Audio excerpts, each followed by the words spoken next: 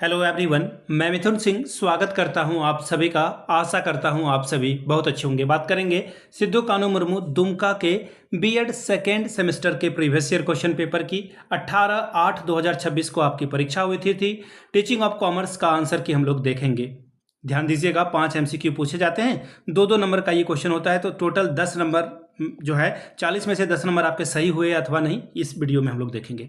आगे बढ़े उससे पहले मैं आपको बता दूं, ये रहा आपका पेपर 2026 यहाँ पे इन्होंने लिख रखा है, जो कि अच्छी बात है। यहाँ से आप देख लो, टीचिंग ऑफ कॉमर्स का ये पेपर है। पेपर का कोड था TC 203, बीएड सेकेंड सेमेस्टर का पेपर 2026 का। समय मिला था 2 घंटे का, फुल मार्क्स है 40 का। अब यहाँ से आप देख लीजिए, सबसे पहले सेक्शन ए ऑब्जेक्टिव टाइप के सवाल हैं और आपको जो है 5 सवालों का जवाब देना था, 10 नंबर आपको इसके लिए मिलता। Which approach to curriculum design focuses on the interconnections between different subject. पाठ्यक्रम डिजाइन का कौन सा दृष्टिकोण विभिन्न सब्जेक्टों के बीच जो है अंतर संबंधों को केंद्रित करता है। सीधी सीधी बात मैं आपको एक बात बताता हूं, जैसे सपोज कर लो कि कोई बच्चा हिंदी पढ़ रहा है या अंग्रेजी पढ़ रहा है, इसका इस्तेमाल वो गणित में भी करेगा, कॉमर्स के भी सब्जेक्ट में करेगा, साइंस के सब्जेक्ट में भी करेगा, सिविक्स के सब्जेक्ट में भी करेगा। तो हिंदी क्या है, इंटरकनेक्टेड सब्जेक्ट है। इसी तरह से कुछ ना कुछ आप जो जिससे समझ लो, आप गणित में जो है जोड़ सीखते हो, एडिशन सीखते हो, सब्ट्रैक्शन सीखते हो, मल्टीप्लाई सीखते हो, ये इस्तेमाल आप कभी कॉमर्स में कर लेते हो, कभी बायो में कर लेते हो, कहीं ना कहीं आपको जो है इसकी ज़रूरत पड़ती है।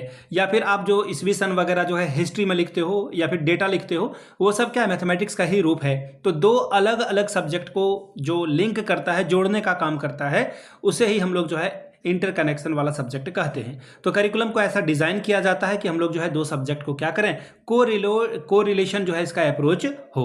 ध्यान दीजिएगा, इसे क्या कहेंगे, को रिलेशन अप्रोच, ताकि 2 सब्जेक्ट के बीच का जो है रिलेशन निकाला जा सके।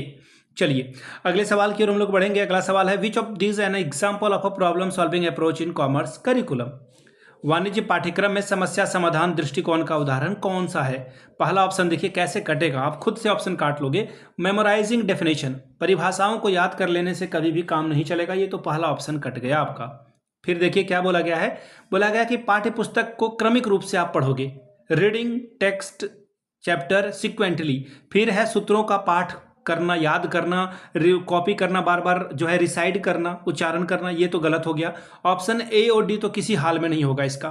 अब ध्यान दीजिए, समस्या समाधान की बात कह रहा है, तो आप लगातार पढ़ लोगे तो उससे क्या हासिल हो जाएगा। जब तक आप केस स्टडी नहीं करोगे, डीपली उसे जानोगे नहीं, एनालाइज नहीं करोगे, तो आप सीख नहीं पाओगे। तो ऑप्शन बी आपका करेक्ट हो जाएगा। अगला सवाल, when transition commerce curriculum what set be teachers primary focus. वाणिज्य पाठ्यक्रम को संचालित करते समय शिक्षक का प्राथमिक ध्यान क्या होना चाहिए। समय पर पाठ्यक्रम पूरा हो, अच्छी बात है, ये बुरी बात नहीं है। इसे हम लोग आधा सच मानेंगे, मतलब ठीक ठाक ऑप्शन मानेंगे। अगला है वैचारिक स्पष्ट सुनिश्चित करना, यानी कि कॉन्सेप्चुअल क्लैरिटी करना, ठीक है। अनुशासन बनाए रखना अच्छी बात नहीं है। मैक्सिमम असाइनमेंट देना भी अच्छी बात नहीं है। 2 ऑप्शन तो कट गए, 2 ऑप्शन ठीक लग रहा है, लेकिन पाठ्यक्रम केवल पूरा कर लेने से काम नहीं होगा। बच्चा चीजों को ठीक ढंग से सीख जाए, कॉन्सेप्ट को सीख जाए, ये मायने रखता है।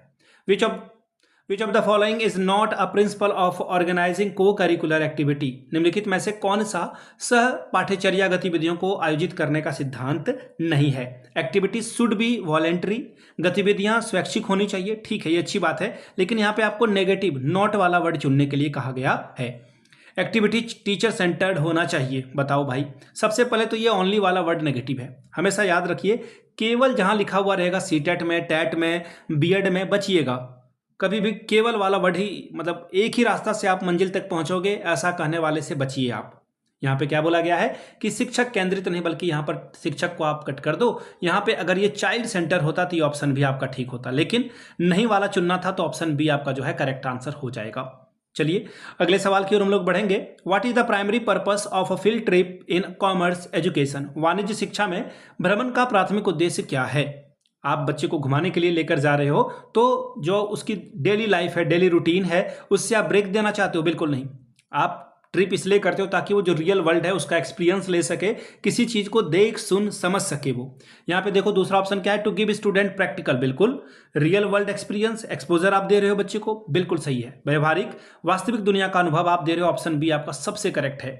तीसरा देख लेते हैं फिर भी, टू रिड्यूस टीचिंग आवर्स, बताओ, पढ़ाने का काम से बचना चाहते हो तो ये गलत है। टू फुलफिल एडमिनिस्ट्रेटिव रिक्वायरमेंट, प्रशासनिक आवश्यकताओं को पूरा करना, ये काफ़ी हद तक सही है, जो रूल वगैरह है उसको फॉलो करते हो आप, लेकिन सबसे बेहतर आंसर है ऑप्शन बी। आगे देखिए, अब तो ये सेक्शन बी आ चुका है, इस पर ज़्यादा आप काम नहीं करेंगे, इस पर वीडियो मैं बना दूंगा और ठीक 1 महीने के बाद 18/9 को ये जो है ये वीडियो अपलोड कर दी जाएगी। आपके 5 में से कितने जो है सही हुए आप नीचे कमेंट करके बताइएगा। वीडियो को आपने यहाँ तक देखा, प्यार दिया, इसके लिए आप सभी का बहुत बहुत शुक्रिया। Have a good day.